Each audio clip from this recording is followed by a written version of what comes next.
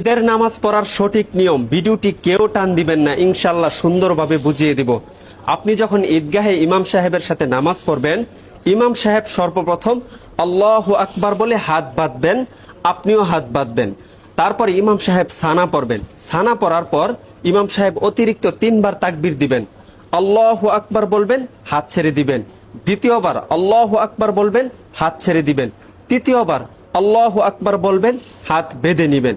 হাত বাঁধার পর ইমাম সাহেব সূরাতুল ফাতিহা এবং অন্য আরেকটি সূরা মিলাবেন। তারপরে রুকুতে যাবেন, সিজদা করবেন, প্রথম রাকাত কমপ্লিট করবেন। প্রথম রাকাত কমপ্লিট করার পর ইমাম সাহেব আল্লাহু আকবার বলে দাঁড়ানোর পর ইমাম সাহেব সূরাতুল ফাতিহা পড়বেন, অন্য আরেকটি সূরা মিলাবেন। অন্য আরেকটি সূরা মিলানোর পরে রুকুতে যাওয়ার পূর্বে ইমাম সাহেব আরো 3টি তাকবীর দিবেন।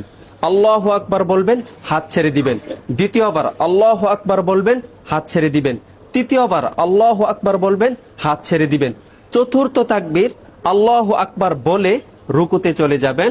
তারপরে রুকুর তাসবিহ পড়বেন, রুকু কমপ্লিট করবেন, সিজদাতে যাবেন, সিজদা কমপ্লিট করার পর ডানে বামে সালাম ফিরিয়ে নামাজ শেষ করবেন। এই ভিডিওটি সর্বোচ্চ শেয়ার করবেন যেন সবাই ঈদের নামাজ সম্পর্কে জানতে পারে, আপনিও সওয়াব পাবেন ইনশাআল্লাহ।